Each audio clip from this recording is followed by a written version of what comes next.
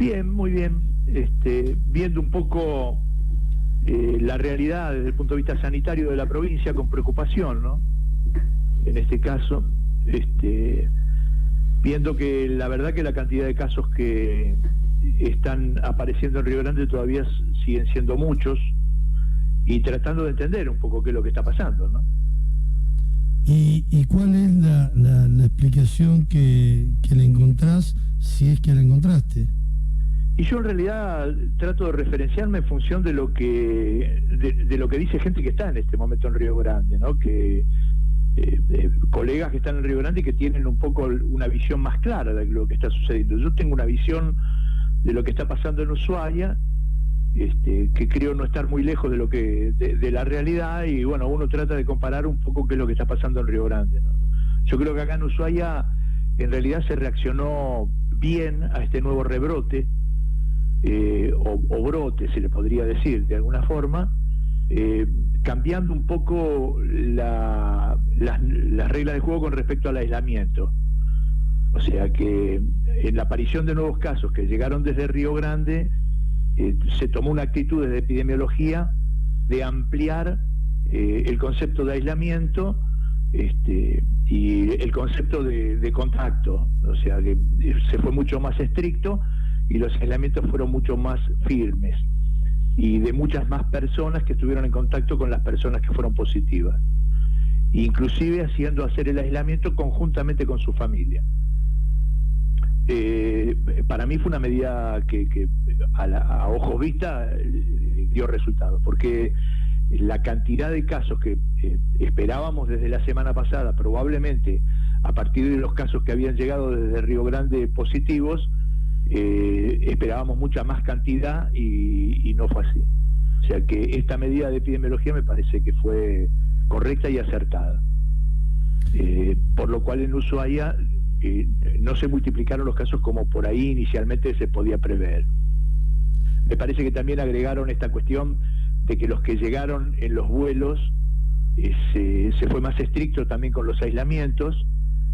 Será materia discutible o no si tenían que ser confinados en un hotel o tenían que ser controlados haciendo la cuarentena en la casa conjuntamente con el grupo familiar, cosa que antes no era una indicación y ahora sí lo es. O sea que quien llega tiene que hacer los 14 días de aislamiento conjuntamente con el grupo familiar que vive acá en Ushuaia. Podrá ser materia discutible, pero la verdad que los resultados son adecuados. Así que por ese lado estamos bien, y me parece que la sociedad de Ushuaia, la comunidad, debería apoyar que se continúe con esta forma de proceder. Ahora en Río Grande parece que las cosas no están en esa misma condición, que no están controlando correctamente las medidas, que siguen las reuniones, aunque no se pueda, que la gente después de trabajar a veces se junta. Entonces es una mezcla un poco, me parece, de falta de conciencia de la comunidad y de empatía, ¿no? De falta de conciencia, de solidaridad, de empatía, porque esto muchas veces pasa con las franjas etarias de juventud, que no lo toman como un peligro propio, y entonces, bueno, que se cuide el que se quiera cuidar, y el que no se quiera cuidar sigue adelante con su vida. Total, en todo caso yo voy a sufrir un cuadro agudo que me llevará unos días a la cama, en todo caso como una gripe, pero hay menos probabilidad de una mortalidad alta, que sí la hay en forma alta para las personas de una franja etaria mayor y con patologías preexistentes. Entonces, falta de empatía, falta de solidaridad para con los demás. Eso me parece que un poco es la cosa, y todo eso sumado por ahí al control, ¿no? Uno piensa que en una sociedad adulta el control tendría que pasar, se debería hacer obviamente, pero tendría que pasar a un segundo plano donde la gente tuviera conciencia y tratara de cumplir con lo que corresponde. Pero bueno, cuando eso no pasa, por ahí el control tiene que ser más estricto y tiene que ser una cuestión más de tipo punitiva. Uno no desea que la sociedad funcione en base a cuestiones de tipo punitivo, o sea, que haya que penar a la gente para que cumpla. pero bueno, hay veces que inevitablemente la única forma que entra la letra es con sangre. A mí me pasa, y por ejemplo, voy a la panadería, ¿no? Y hay un cartel en la puerta que permiten el ingreso de no más de 2 personas, hasta 2 personas.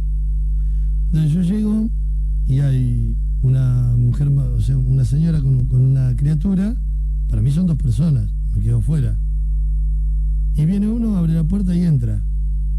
Entonces, me quedo ahí en la puerta como diciendo, no hace falta explicarle de que hay 2 personas adentro, ¿no?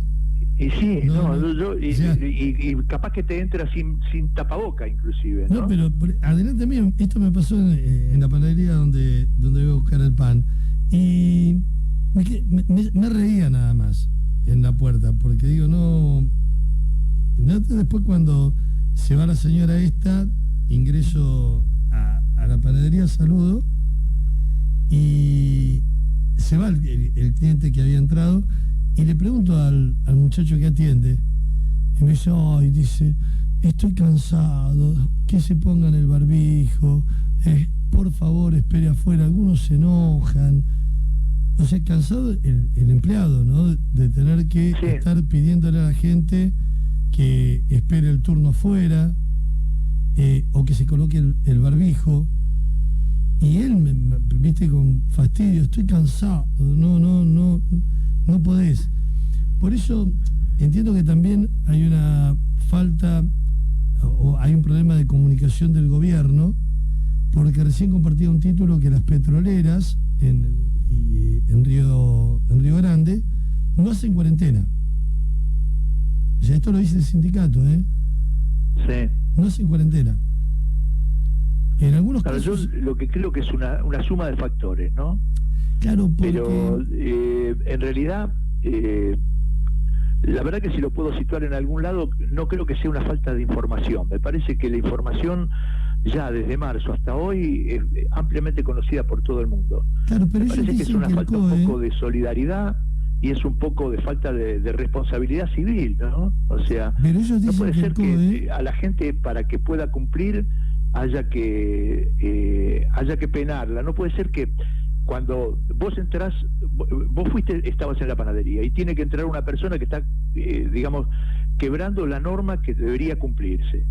Parece que los que le tenemos que decir o le tenemos que hacer acordar de que no tiene que entrar o que tiene que usar el tapaboca, sentimos más vergüenza que la persona que está quebrando, digamos, la normativa que es necesaria para resguardar la salud de todos. Entonces, en ese contexto se hace complicado. Rubén, la persona que entró, compró el pan y se fue, ni se enteró, porque yo no le dije nada. No le dijo nada tampoco el muchacho que despacha el pan, ni se enteró, entró, compró y se fue. Claro, pero tenía el cartel en la puerta, claro, y lo leyó igual que lo leíste vos, y él sabía que no tenía que entrar, quebró todo, se fue, nadie le dijo nada. Eso es un mal funcionamiento social, porque en una sociedad que se precie de inteligente y de evolucionada, ese tipo de cosas no sucede, porque en realidad, si la normativa está impuesta para el bien de todos. Entonces, aparte me vio que estaba debe ser para que la cumplan todos, no para que la cumplan uno y otros no. Pero me vio que estaba en la puerta. Claro, tal cual. Bueno. Tomando fresco. Pero pero bueno, son cosas que tenemos que tratar de ir cambiándolas, y me parece que no solamente están limitadas a esta situación de pandemia, sino que en general al cumplimiento de las leyes y de las normas, ¿no? Mira, somos bastante poco afectos a veces a hacer caso. Y únicamente hacemos caso cuando estamos controlados. Un oyente me decía que él no le tocó ver en el supermercado gente que esté sin el tapaboca. Yo sí los vi. Y veo gente que lleva la nariz fuera del barbijo. Bueno, eso se transforma en un clásico. Pero no es porque no lo entendieron, Rubén. Es porque les molesta. Bueno, pero nos molesta a todos, la verdad que es así. Claro, a todos nos molesta, pero claro, tiene que ser así. Claro, tal cual. Llama un oyente y tiene los nietos en Tolwyn. Y no los va a ver. Y lógicamente sufre, dice, no, pero... ¿por qué voy a ir? No es momento. Y bueno, y no es momento. Y uno, o sea, escucha de que afortunadamente somos muchos más los que estamos dispuestos a cumplir. Y otra de las cosas que nos pasa es como que el virus no pasa nada. No, es un invento.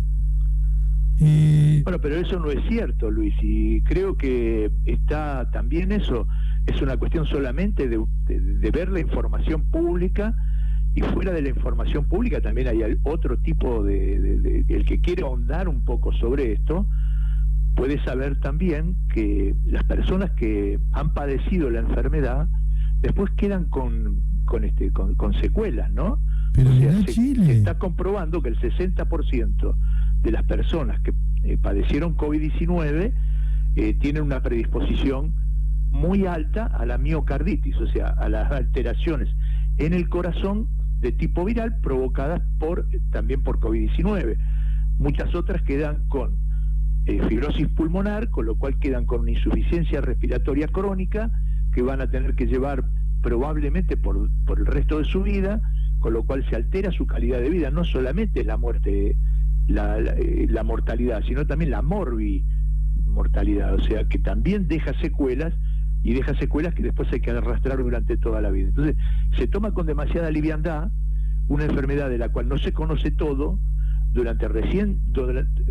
la cual recién estamos empezando a conocer qué es lo que sucede en el día después, cuestión que hasta ahora no se sabía, y que también da para mucha preocupación. Entonces, esa cuestión de no pasa nada, me parece que hay que un poco dejarla de lado, saber transitar esta etapa que nos toca, donde todavía no tenemos ni tratamiento efectivo específico, ni vacuna, para tratar, digamos, de pasarla con la menor cantidad de gente afectada, y después cuando venga la vacuna, probablemente tengamos la posibilidad de inmunizarnos, ¿no?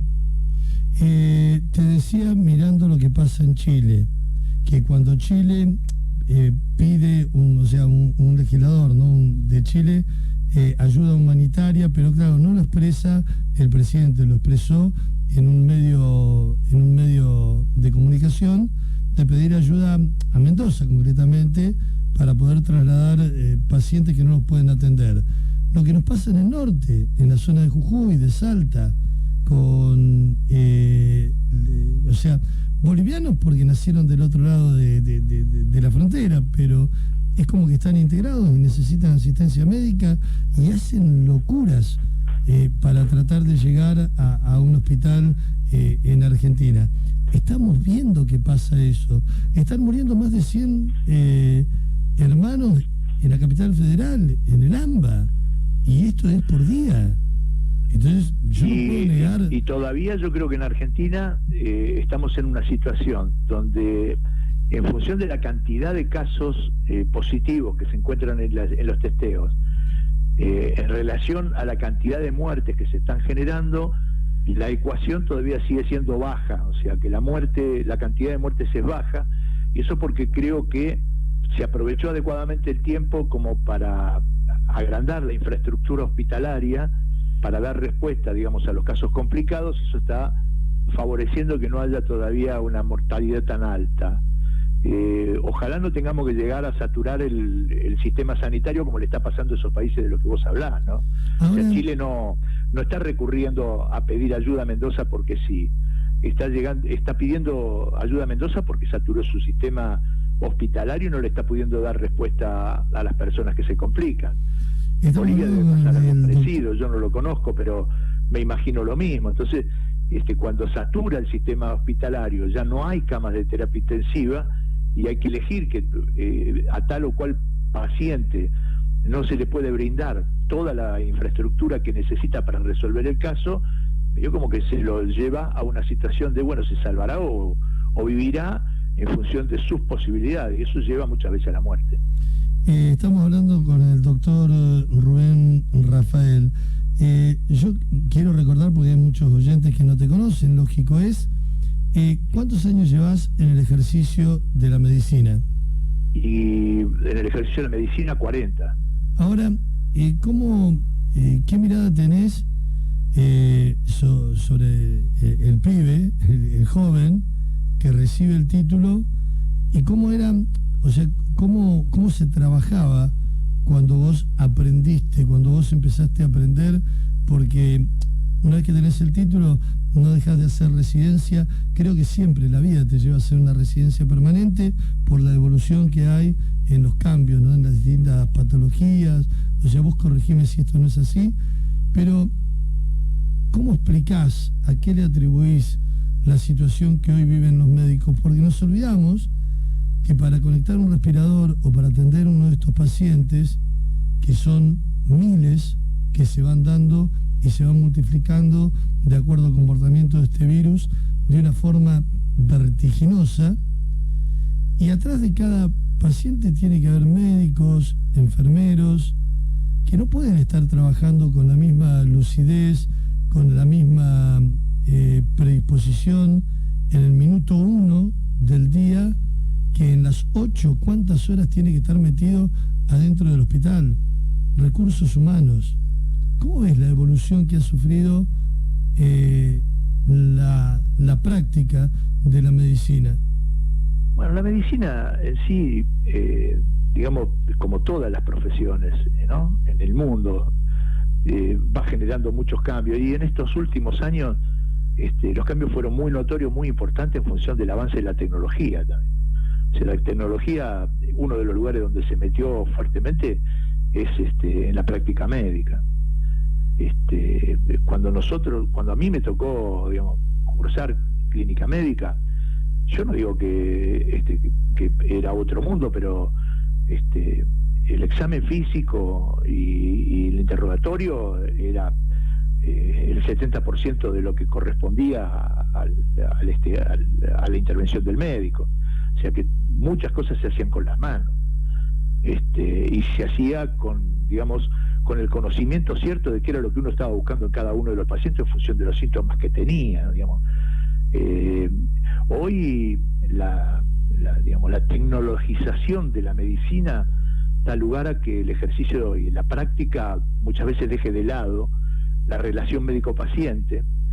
Para mi forma de ver, me parece una forma equivocada, ¿no? Porque parece que la relación médico-paciente es el puntal básico para poder llegar a hacer un buen diagnóstico y un buen tratamiento, y también tiene mucha incidencia en el resultado.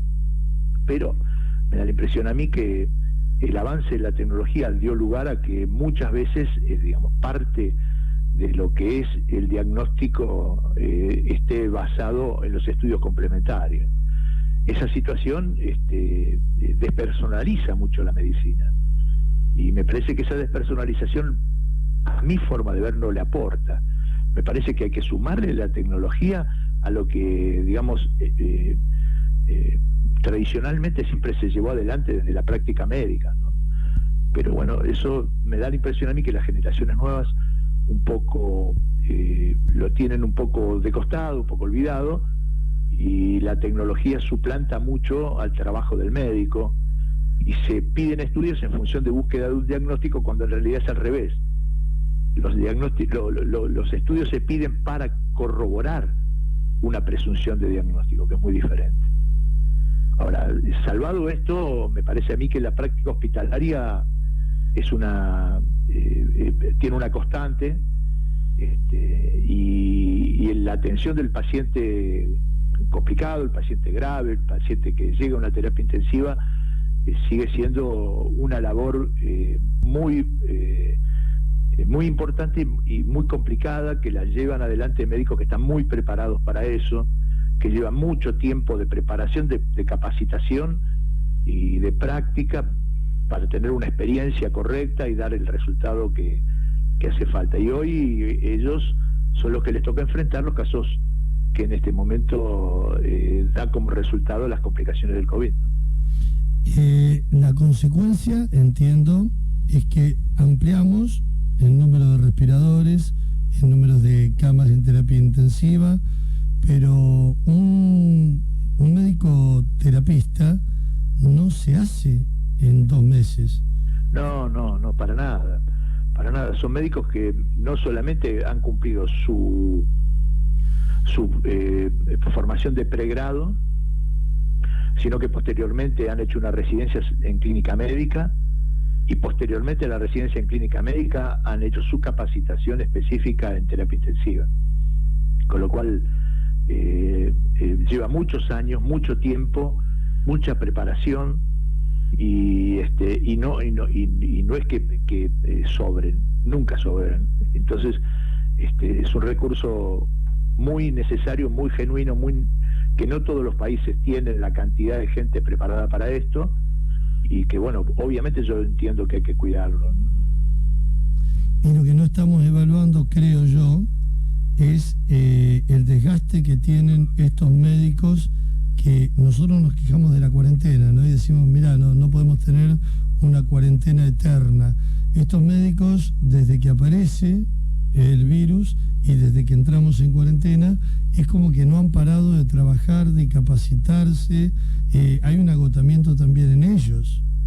En todo el equipo de salud, porque no es solamente los médicos, ¿no? Yo creo que en este caso también hay que poner también el ojo en todo el equipo de salud. Hay las enfermeras y enfermeros que trabajan en las terapias intensivas, gente con un nivel de preparación altísimo y con una capacidad, digamos, de respuesta y una capacidad de colaboración con respecto al control del paciente en terapia intensiva, a las prácticas que hay que realizar con los pacientes que están en terapia intensiva, que es la verdad que de un nivel de preparación y altísimo, que no se consigue fácilmente de un día para el otro. No, en este caso también se vuelve a repetir que no es solamente la preparación de pregrado, sino que también hay toda una preparación posterior, y esa preparación también un mantenimiento. No es una cuestión poca, baja, y creo que Argentina en ese caso hoy está demostrando, me parece a mí, que está digamos que está a la altura de las consecuencias, ¿no? de la situación.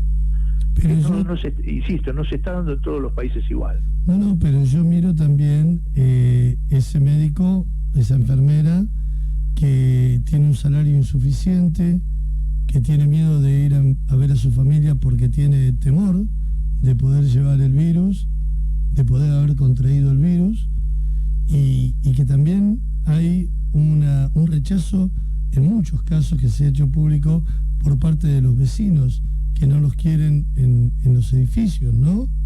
O sea, bueno, eso es una cuestión también a veces que a mí por lo menos me cuesta entenderlo, porque me parece, otra vez vuelvo a decir, ¿no? Me parece una falta de empatía que tiene la sociedad con respecto a gente que está poniendo lo suyo por encima inclusive de los miedos y de las complicaciones personales, para el bien de la comunidad, y todavía encima la comunidad muchas veces, o una parte, o vamos a ser justos, ¿no?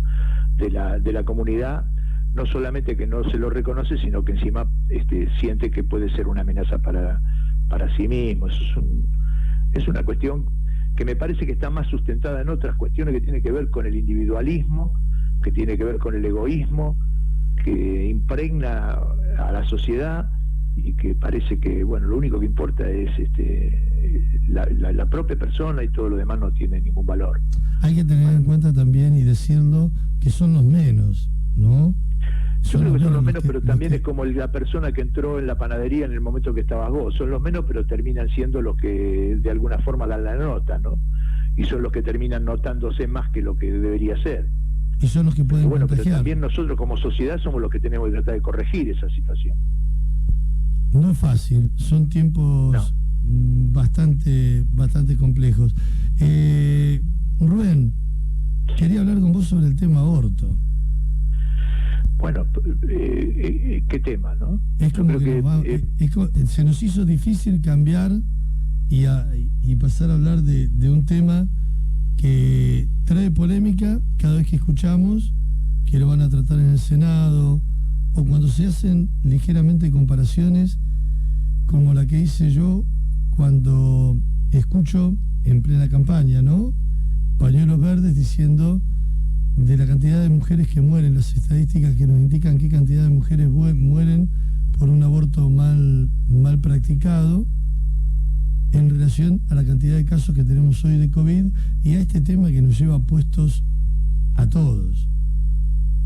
Es un tema más que importante, y así tan importante como controvertido, ¿no es cierto? Va a ser la 8ª vez que se presenta un proyecto sobre la legalización de la interrupción del embarazo. La 8ª vez en la Argentina, ¿eh? O sea que evidentemente eso está dejando bien a las claras de que hay una situación que es muy controvertida y que no creo que nadie puede tener, me parece a mí en estos casos, la verdad absoluta. Cada uno tiene su propia verdad con respecto a estas cuestiones. Para mí, en lo personal, y un poco como para también dejar en claro desde qué lugar uno habla, ¿no? También para mí es controvertido, porque evidentemente yo entiendo que si cada persona, cada ser humano tiene una identidad genética, cada uno de nosotros tiene una identidad genética, y cuando se une, digamos, el óvulo con el espermatozoide genera células nuevas que tienen una identidad genética diferente a la de la madre y la del padre, ese es otro ser. No es otra cosa más que otro ser, porque tiene una identidad diferente genética a la de la madre y la del padre, con lo cual ese ser de alguna forma también tiene derechos de serlo, ¿no?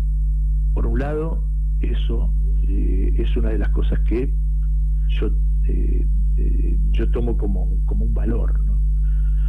Y por el otro lado, también entiendo que hay cosas que, aunque a uno no le gusten, existen, y a veces existen de una forma clandestina, y que esa situación de clandestinidad da como consecuencia muchas veces la mortalidad de los más vulnerables, de los que no tienen oportunidad, porque la verdad que si hay una cuestión que genera el aborto es la muerte de las madres que no tienen recursos, y eso no quiere decir que las chicas de una clase social más acomodada no generen abortos. El tema es que esas chicas de las clases sociales más acomodadas tienen los abortos en un lugar, digamos, adecuado, con toda la infraestructura necesaria, con todos los cuidados asépticos que hacen falta, en clínicas que están preparadas para poder dar una alta capacidad de respuesta y no corren riesgo. Mientras que las chicas de clase baja, generalmente en los abortos clandestinos, ninguna de esas condiciones están presentes, con lo cual en general la muerte materna se da a partir de las complicaciones de esa práctica mal hecha. Entonces, ahí me parece que es donde está la situación para mí, en lo personal, controversial, porque las dos cosas se contraponen, y bueno, me parece que es la sociedad en su conjunto la que tiene que tratar de ver las cosas como realmente son, y no como le gustaría que son, o como le gustaría en función de sus creencias que fueran. Ahora, el embarazo... No es una cuestión de creencias, sino es una cuestión de salud. El embarazo no deseado, sí, ¿es consecuencia de qué? El embarazo no deseado para mí fundamentalmente es en consecuencia de un montón de pasos previos antes de llegar al embarazo que no fueron cumplidos. A mí me parece que antes de llegar al embarazo, ahí fracasó, ¿no? Fracasó la educación, ¿no? La tan famosa cuestión de una buena educación en nuestra juventud, el famoso EISI, o como lo quieran llamar, donde se le da una educación de la sexualidad integral, en función de que conozca cómo funciona su propio organismo. O sea, yo muchas veces escucho de que hay mucha gente que está en contra de la educación sexual obligatoria en las escuelas. La verdad me cuesta mucho entenderlo, porque lo único que se termina explicando es lo que verdaderamente es. No se va por encima de las creencias. O sea, si yo quiero ir del punto A al punto B, tengo que saber cuál es el camino, tengo que conocer la ruta. Y si nadie conoce, digamos, el funcionamiento de su propio organismo, no conoce los ciclos menstruales, no conoce digamos, cuando la mujer está ovulando, o cuando es un momento de fertilidad, o qué es la menstruación, o qué es un óvulo, o qué es un espermatozoide. Si no conoce todas esas cosas, lo más probable es que se equivoque en el momento en que ejerza la sexualidad, ¿no? Claro, Tampoco conoce cuáles son los métodos que puede utilizar para evitar el embarazo, no conoce cuáles son los métodos de barrera, no conoce la utilización del preservativo, no conoce lo que es un DIU, no conoce cómo se toman las píldoras anticonceptivas, no conoce sobre las píldoras del día después, que bueno, se podrá conversar con respecto a las píldoras del día después, si son abortivas o no son abortivas, pero cuando no conoce todo eso, probablemente termine en un embarazo no deseado, y después entonces sí se discute si el aborto sí, el aborto no, ¿no? Ahora, yo te escucho con atención. Me acuerdo que hace un tiempo un médico me explicaba de que él estuvo en el interior de una provincia, y me dice: tenés que estar en ese lugar para ver cómo llegan chicas de corta edad con embarazos y cómo te llegan desangrándose por abortos mal practicados, ¿no? O sea, las barbaridades que han hecho para no seguir con ese embarazo. ¿Cómo se juntan esa necesidad que planteas vos en chicas de muy corta edad? Y yo respeto lo que vos me planteás, no falta de información, a veces abusos de mayores, ¿no? Sí, sin duda, ¿no? Bueno, y las herramientas que en la pobreza llegan a utilizar para evitar seguir adelante con ese embarazo, ¿no? Bueno, nuestra ley hoy contempla, digamos, que el aborto es legal en esas situaciones, ¿no? Pero esa no es la gente también cuando hay riesgo de vida para la madre, también lo contempla a hoy la legislación actual, sin necesidad de un cambio. Pero esa gente esos casos están contemplados dentro de la legislación. Yo te hablo de esa gente que practica el aborto desconociendo de que esto puede estar contemplado, de hacerlo de otra manera. También bueno, pero ahí ves ahí donde caemos en la ignorancia. Claro, ¿no? Eso es, sí. La falta de educación, la ignorancia da como consecuencia, en este caso, en forma patente, la muerte, muchas veces. Sí. La consecuencia de la ignorancia termina siendo la muerte. Ahora, ahí veo, digamos, que es tan controversial la cuestión de que los mismos que dicen que están en contra del aborto, muchas veces, no digo siempre, pero muchas veces son los que están en contra de la educación sexual en los colegios. Entonces, eso se contrapone totalmente, porque si le diéramos una buena educación a toda nuestra juventud, seguramente la cantidad de embarazos no deseados y la cantidad de abortos clandestinos sería muchísimo menor. Pero están en contra de la educación en los colegios y también están en contra del aborto. Eso es, la verdad, que es muy complicado, muy controvertido.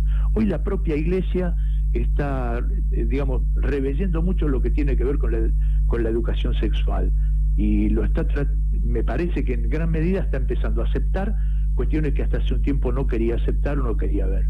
Me parece a mí que hay que abrir un poco la cabeza y saber que la educación sexual no necesariamente es orientar a las personas sexualmente, no pasa por ahí, pasa por enseñarles cómo funciona su propio organismo. A mí me encantaría que todos mis pacientes supieran cómo funciona no solamente el aparato reproductor, todos los aparatos de su organismo, porque permitiría mucho más hacerles comprender cuáles son las medidas necesarias para que ese organismo pudiera funcionar en una forma fisiológica y normal sin llegar a las enfermedades, ¿no? O llegando a la menor cantidad de veces a las enfermedades. En este caso se repite esa cuestión. Claro, se me ocurre que tu mirada es interesante, pero para poner en práctica necesitas que el sistema de salud cambie radicalmente. Y sí, fundamentalmente yo creo firmemente en que la función del médico, por encima de curar, es prevenir. Y en esto se vuelve a repetir la cuestión. Creo que no hay que llegar, digamos, a la patología para ver después cómo se interviene. De hecho, cuando llega la patología no hay ninguna otra manera más que intervenir. Ahora, si uno tiene herramientas para trabajar, para prevenir la posibilidad de que suceda tal o cual cosa, y la verdad que es ahí donde hay que actuar. Y en este caso es absolutamente patente, ¿no? Para que podamos evitar la posibilidad de los abortos clandestinos, primero hay que buscar de que no existan embarazos no deseados. Para que no existan embarazos no deseados, lo que hay que hacer es educar correctamente en las edades, en las etapas de la vida que corresponde hacerlo. Y posteriormente también brindar asesoramiento, yo no digo solamente a las mujeres, sino que a los jóvenes en general, de cómo utilizar los métodos de anticoncepción, ¿no? O sea, permitir que se conozca correctamente la utilización, digamos, de las píldoras anticonceptivas cuando se comienza con una etapa sexual activa, cómo se utiliza, digamos, el preservativo, cómo se puede utilizar el DIU, bueno, esas cosas, ¿no? Claro, tengo un montón de gente que me escribe, que quiere participar, que quiere hablar, que quiere preguntar. Y me parece que es buenísimo y eso es un poco, ¿te acordás que cuando lo conversamos, empezar a poder charlar este tema, porque es un tema que se viene nuevamente, es un tema que prontamente lo va a estar discutiendo toda la sociedad en su conjunto, porque va a volver otra vez a entrar un proyecto de ley en el Congreso y se va a volver otra vez sobre este tema. Me parece que es muy importante que todos participemos, porque creo que ninguno de nosotros tiene la verdad revelada. Creo que nadie tiene la verdad revelada en este tema, ni que tampoco va a dejar absolutamente conforme a todo el mundo. Lo que sí verdaderamente es tendencia en el mundo, que la mayoría de los países del hemisferio norte, fundamentalmente, ya tienen una ley de interrupción voluntaria del embarazo, y que todavía hay muchos países que lo están discutiendo, pero la mayoría están dentro de lo que son los países en vías de desarrollo. Claro, pero me pasa esto también, ¿no? Entendemos de que hay nichos de pobreza enormes en nuestro gran país, pero quizás nos pasa lo mismo que con el COVID. No vivimos esto, no tiene rostro el que se muere por el COVID. No tenemos un rostro del vecino, del amigo que se nos murió por el COVID. Y no tenemos rostro de las personas, de las chicas que mueren por una locura, ¿no? Por interrumpir el embarazo de una forma de una locura, ¿no? Porque hacen cada barbaridad. Pero también veo, Rubén, que hoy me pasa, lo veo en los pibes con los cuales yo tengo acceso, que están con un celular en la mano, y el celular les abre un mundo al que nosotros no teníamos acceso a los 6, 7 años de edad. Yo era de los que andaban con la figurita, con la bolita, arrastrándote por el piso, jugando con la cabeza, con la imaginación. Vos tenés un montón de pibes que están con el celu en la mano. Siento como que la información de lo bueno y de lo malo está al acceso desde la edad más temprana, lejos todavía de la sexualidad, ¿no? Bueno, también en general en nuestro país la educación primaria y secundaria es obligatoria, con lo cual yo comprendo que no todos van con voluntad de querer aprender todo lo que se les da en la escuela, pero al ser obligatoria es una oportunidad que no se puede perder, ¿no? A mí me parece que también va de la mano del docente, de los docentes en general, saber interesar y saber llegarle a los jóvenes para que puedan entender y puedan aprender el funcionamiento de su aparato reproductor y cómo utilizarlo. Los jóvenes siempre dicen, bueno, pero a los chicos no les importa nada. No, eso no es verdad. A los chicos sí les importa, y mucho más les importa aquellas cosas que a ellos sabe que los va a involucrar de cómo funciona. Yo he tenido 10 años, he hecho docencia en las escuelas secundarias en biología, y me ha tocado muchas veces trabajar sobre este tema cuando todavía el tema de ley sí no estaba en funcionamiento, pero conversábamos el funcionamiento del aparato reproductor, tanto femenino como masculino, y los ojitos de los chicos daban vueltas. ¿Por qué? Porque les interesaba por sobremanera de saber cómo funcionaba. ¿Y por qué les interesaba por sobremanera? Porque tenían absolutamente en claro que eso era parte de su vida y parte de su interés, ¿no? La sexualidad es un interés patente y claro de la juventud. ¿Cómo no va a tener interés si tiene justo el momento de la suba de las hormonas? Entonces, el conocer cómo funciona y cómo era ese intrincado mecanismo que muchas veces ni sabía anatómicamente cómo era, le llamaba muchísimo la atención. Por lo cual, yo estoy convencido que la educación es el primer paso para dar acá. No, yo te entiendo, pero por eso estamos hablando jóvenes padres, ¿no? Y en esa juventud es como que, y te debe pasar, debes ver vos también esto, de que se le da el celular un poco para sacármelo de encima al pibe. Y el pibe, cuando tiene el celular en la mano, tiene todo un mundo que antes para nosotros era inimaginable. Por eso yo creo que el acceso a la información mala o a destiempo o tergiversada lo tiene a través de la tecnología hoy, y eso no era antes. Rubén, tengo un oyente en la otra línea. ¿Te animás a que escuchemos a ver qué nos quiere plantear? Pero sí, cómo no. A ver, oyente, si sos quien creo que sos. Estás al aire, ¿eh? Hola Luis, sí, soy Gabriel, estaba escuchando atentamente las palabras del doctor. Déjame preguntarle al doctor Rafael si él te escucha. ¿Lo escuchás vos, no Rafael? Lo escucho, no, yo al oyente no lo escucho. Ah, no te está escuchando y no tenés radio ahí cerca, ¿no? Sí, yo lo escucho a él porque tengo la radio bajita. Sí, pero él no te escucha a vos. Tratá de formular la pregunta, Gabriel, y yo se la retransmito al doctor Rafael. Dale. Sí, mi pregunta concretamente, Luis, es porque a mí me cuesta muchas veces, sobre todo cuando oigo las opiniones leídas, centradas, como la del doctor Rafael, de un médico que juró defender la vida a toda costa, que considere siquiera la muerte de un inocente. Yo puedo suponer el peor crimen. Creo que no habría peor crimen que el de un padre a su hija. No sé, el que se te ocurra, peor. Ningún crimen, por horroroso que sea, puede tratar de ser mitigado por la muerte de un inocente. Ninguno.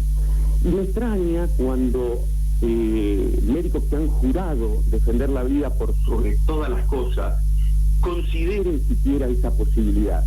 Y se castigue en muchas ocasiones a médicos que se han negado, han hecho objeción de conciencia y se han negado a practicar estos asesinatos y han sido juzgados y han sido condenados. Me preocupa seriamente que un médico, no otra persona, podemos hablar de legisladores, sabemos que hay gente creyente y no creyente, no estamos hablando de religión, que por oportunismo político o por un voto más puedan votar esto, pero un médico que ha jurado defender la vida por sobre todas las cosas, que siquiera considere la muerte de un inocente, me preocupa seriamente, y más conociendo al doctor Rafael como lo conozco desde hace años. Nada mitiga el dolor que significa matar a un inocente por ninguna causa, Luis. Simplemente era eso, manifestarle eso al doctor Rafael, y bueno, coincido en muchas cosas con él, coincido en el tema de la educación, pero no coincido que tendría que haber intervención del Estado de otra manera, no que la única manera sea quitarle la vida a un inocente. Eso es lo que te quería decir. Siempre en estos temas se habla de las mujeres. Vos lo vas a escuchar en distintos debates. Siempre la parte que está a favor de la interrupción del embarazo, que es el aborto o la muerte de un inocente, hablan de las mujeres. Jamás se habla del niño o se identifica al niño como el objeto de una relación no deseada. Ese es un ser humano para algunas personas. Simplemente eso, Luis, te agradezco mucho la posibilidad de participar. Dale, voy a tratar de resumir lo que nos dijiste, Gaby. Ahí te saco del aire porque el doctor no creo. ¿Escuchaste, Rubén, lo que plantea Gabriel? Ahora lo último sí, porque bueno, también entré dentro del portal de Ártica para tener la posibilidad de escuchar al oyente. O sea, lo escuchaste con delay y una parte. Bueno, yo le pedí que corte porque pensé que no iban a poder charlar entre ustedes. Lo escuché con delay, pero lo escuché cuál era conceptualmente su punto de vista, y la verdad que es difícil no poder coincidir. O sea, por eso digo que para mí también en lo personal es un tema muy controvertido. El tema es que nosotros nos preparan para... a los médicos nos preparan para estar a favor de la vida y para salvar vidas, no digamos para otra cosa. Entonces esa cuestión nos lleva sin duda a una cuestión que se manifestó muchas veces con una cuestión que se llama de objeción de conciencia, ¿no? Médicos que en función, digamos, de lo que la legislación plantea como que es legal, como es la interrupción del embarazo, por ejemplo, en chicas con una discapacidad intelectual y que no querían cumplir, digamos, con ese paso que legalmente correspondía en función de la legislación vigente, y manifestaban objeción de conciencia. Objeción de conciencia que me parece que es absolutamente lícita que sea planteada, y me parece que ojalá que en el próximo proyecto de ley que se presente en el Congreso esté contemplada, porque eso puede darse en esa condición y debe ser escuchado también, ¿no? No hay por qué poner en una situación, digamos, a alguien que no se siente, digamos, preparado para poder llevar adelante eso cuando fue educado para la vida. Claro, se nos mezclan, por ejemplo, entiendo yo, corregime, pero se nos mezcla por un lado, y lo que dice Gabriel, no ver que ahí hay vida, no ver que estamos interrumpiendo el proceso de la vida. Y se me mezcla con un montón de mujeres que piden legislación, mujeres y hombres, piden legislación para poder tener sistemas, o sea, que le permitan lograr el embarazo, la asistencia médica para poder lograr un embarazo. Qué loco, ¿no? Por un lado... pero esto es tan real como cuando uno dice, bueno, ¿por qué en algunas zonas del mundo hay inundaciones y en otras zonas del mundo hay desiertos? Esto vuelve a ser otra vez así. O sea, lo que uno desea, el otro precisamente es lo contrario.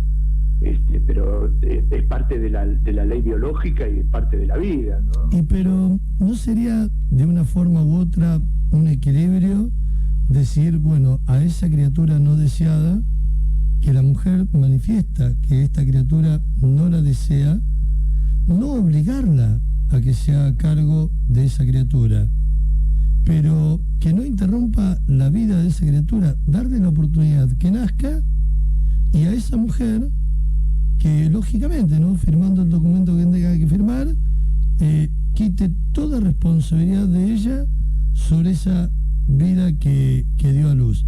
Muy loco, ¿no?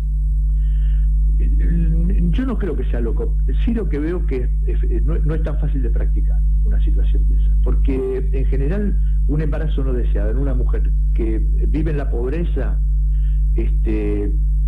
no es solamente la cuestión de mantener al chico en forma posterior, sino todo lo que implica también el embarazo en sí. La ley de interrupción del embarazo está planteado fundamentalmente para que las mujeres que son pobres no tengan que caer en esa situación. Porque, insisto, una nueva vez, porque la verdad que me parece que a mí habría que machacarlo eso. No es que los embarazos no deseados se dan solamente en las chicas de clase social baja. Los embarazos no deseados se dan en todas las chicas de todas las clases sociales. El tema es que la resolución del embarazo no deseado en las chicas de clases acomodadas se está dando, sin decirlo, en forma tan ilegal como el embarazo, como la interrupción del embarazo en las chicas pobres, pero bajo un manto de piedad, si se puede decir de alguna forma, donde la condición en la cual se hace precisamente no les hace correr con todos los riesgos que corren las otras. Me hace pensar... por otro lado. Ahora, completar un embarazo para después dar un hijo es muy diferente. Me hace pensar a mí como hombre, ¿no? Y decir, mantengo una relación, esta mujer queda embarazada, es lo más lógico y normal si no hemos tenido ningún cuidado los dos. Es normal que quede embarazada. Porque el cuidado también, ahí estás diciendo algo que me parece que habría que poner en primer plano. Esto no es una cuestión exclusivamente de la mujer. O sea, la responsabilidad es de ambos. El tema es que muchas veces no se asume esa responsabilidad. Claro, y bueno, pero no se asume cuando se tienen relaciones sin ningún tipo de barrera. Pero ahí te iba a hacer el otro planteo, porque el planteo es, ¿qué pasa si yo quiero hacerme cargo de ese hijo que tenés vos? El hijo lo tenés vos o sea, lo tenés que dar a luz vos. Pero yo no quiero que lo abortes. Tenelo, me lo quedo yo. Me hago responsable yo. Pero no lo abortes. Creo que sea la situación más frecuente, Luis. Pero mi voz no es escuchada. Pues yo estoy diciendo... Sí, yo no la creo la situación más frecuente y en general me parece que precisamente es al revés, ¿no? Las consecuencias las tiene que asumir generalmente la mujer y en soledad. Digamos que la constante me parece más que pasa por ese lado que por el otro. Te entiendo. Me parecería bárbaro que existieran hombres que quieren cargar con toda la responsabilidad, que lo manifiesten y demás, pero no me parece que sea la situación que se da más, ¿no? Invertimos el caso. La mujer está embarazada y quiere tener el hijo, pero yo no quiero que lo tenga. No era mi intención que quede embarazada. No es el momento para tener un hijo. Yo quiero que lo aborte. No quiero que... Y a mí me parece que en ese caso quien tiene toda la potestad es la mujer. Claro, pero yo quiero que lo aborte. Yo no quiero tener ese hijo. Y sí, bueno, pero ese hijo nace y yo estoy obligado a proveer alimentos sobre un hijo que yo no quise, no quiero y no voy a querer. Bueno, más que nunca creo que es un tema que habría que haberlo pensado de antemano. Claro, es muy delicado. Y no haber llegado a esa situación límite. Por eso porque pasamos por todas las otras. Lo entiendo, Gabriel, cuando él dice de antemano había que pensar para no llegar a esto. Ahora ya estamos sin en ningún el lugar a duda, bailemos. Pero si estamos discutiendo esto es porque muchas veces no se llega de antemano. Ah, lógico. Porque si estamos siempre hablando... se llegara de antemano, hoy no estaríamos hablando de una ley de interrupción voluntaria del embarazo. Por eso, Rubén, llegaríamos siempre de antemano. Por eso, Rubén, te puse el ejemplo de este amigo, de este médico, que me planteaba cómo él en una guardia tenía que ver chicas que llegaban a morir porque se habían practicado un aborto en condiciones infrahumanas. Entonces me decía, si vos estás en mi lugar como médico y ves que llegan así a la guardia del hospital, no defenderías o sea, no estarías en contra del aborto. O sea, él me decía fundamentando, dice, ¿qué querés que haga, Luis? Mira, viene desangrada, viene a morir al hospital, pero el aborto se lo hicieron afuera con alguna de estas mujeres que no sé cómo le llaman, para practicar la interrupción del aborto. O sea que ahí es donde entiendo lo que vos me planteás. Está la decisión de la mujer o de los padres, porque es una nena, pero también está la ausencia del que puso la semilla. Ahí nadie se está haciendo cargo del embarazo. Esa me parece sí que es una constante, esa situación que vos describís. Que es el caso que se busca proteger. No está presente el varón y quien tiene que acarrear con la situación y con la responsabilidad termina siendo la mujer o la familia, pero me parece fundamentalmente la mujer. Yo, mira, te voy a a leer algo que tiene que ver con esto, que el doctor Favaloro, en 1996, 20 años cuando se le preguntó sobre este tema, perdón, no te escuché. 20 años se cumplió ayer de la desaparición de Favaloro. Bueno, a 20 años de la desaparición de Favaloro, él en 1996 fundamentalmente planteaba, ¿no? Que inicialmente que la legalización no significa que todo el mundo se lo tenga que hacer, sino que esa objeción de conciencia, que también puede llegar a ser para las mujeres que no tienen ningún interés de hacerse un aborto y quieren continuar, no porque obligada a interrumpirlo. O sea, el que existe una ley para la interrupción del embarazo no significa, digamos, que todo el mundo tenga obligación de tener que ir a hacerse un aborto. Eso vamos a pasar por ahí en forma inicial. Y después él decía que la interrupción del embarazo es para que la mujer pobre, o sea, la ley, digamos, de interrupción voluntaria del embarazo, es para que la mujer pobre no caiga en ese trasmundo horroroso que la puede llevar a la muerte. Eso es lo que él decía. Y decía también, por el contrario, la niña privilegiada de la familia con plata tiene a disposición toda la infraestructura y lo hace sin que nadie se entere. El tema no es el aborto, el tema es la desigualdad. Eso decía Favaloro. Y yo la verdad que adhiero plenamente a las palabras de él en este caso, porque me parece que es absolutamente, digamos, genuino y es honesta la forma de plantearlo. No podemos negar lo que realmente sucede, no podemos negar lo que realmente pasa. Claro, es donde me llevaba Jorge. Nos podemos poner en una postura, digamos, idílica de la situación, diciendo que las cosas nos gustaría que fueran de otra forma. Pero una cosa es cómo nos gustaría que fueran y otra cosa es lo que verdaderamente sucede.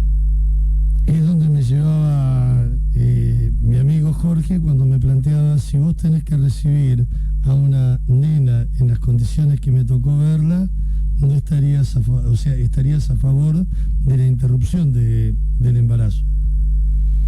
Después, bueno, es válido también lo que plantea. Es un tema para charlarlo mucho, es un tema donde vamos a encontrar posturas totalmente diferentes y válidas ambas. Eso también es importante tomarlo en cuenta. No es que porque alguien tenga una postura tomada con respecto a la ley de interrupción del embarazo tenga toda la verdad, ni quien tiene una postura contraria esté equivocado, o que también cree que tiene toda la verdad. Me parece que hay una verdad compartida. De los dos lados hay argumentos válidos y importantes. Lo que sí me parece que es importante es la discusión, es la charla, es la madurez, verlo con inteligencia, no verlo en una forma mesiánica, no verlo en una forma como negro y blanco, porque me parece que en estos casos no hay un negro y un blanco bien claro como para decir que está toda la realidad o toda la verdad de un solo lado. Pero sí me parece que hay que discutirlo, y sí me parece que si por octava vez va a llegar un proyecto de ley al Congreso nuevamente para que se vuelva a discutir esta cuestión, y acordémonos que en el anterior, en el 2018, hubo media sanción, con lo cual no está tan lejos de la posibilidad de que se sancione, la sociedad tiene que hablar. Me parece a mí muy importante que la sociedad hable en estos casos, ¿sí? Lo difícil, Rubén, es escucharnos, ¿no? Entender, lograr lo que decías vos, la empatía, ¿no? Eso es lo difícil. Ojalá que lo podamos hacer. Amigo, yo te agradezco infinitamente estas charlas que nos permitís compartir con los oyentes. Para mí es un gusto enorme, y la verdad que creo que es una manera, lo digo esto desde lo personal, de formar parte de una sociedad donde creo que todos tenemos que poner un poco lo que podamos tener, lo que podamos aportar, desde el espacio que a uno le toca, desde el conocimiento o desde la experiencia que puede haber tomado, a fin de tratar de generar una sociedad mejor. O sea, si todos intentamos intentáramos desde el lugar que nos toca poner nuestro granito de arena para una sociedad mejor, me parece que de a poco todos vamos a vivir mejor. Así que, bueno, construir. Un pequeño granito de arena. Construir. Muchas gracias por tu tiempo, Doc. Un abrazo grandísimo, Luis. Otro para vos. 12:36 hablábamos con el doctor Rubén Rafael.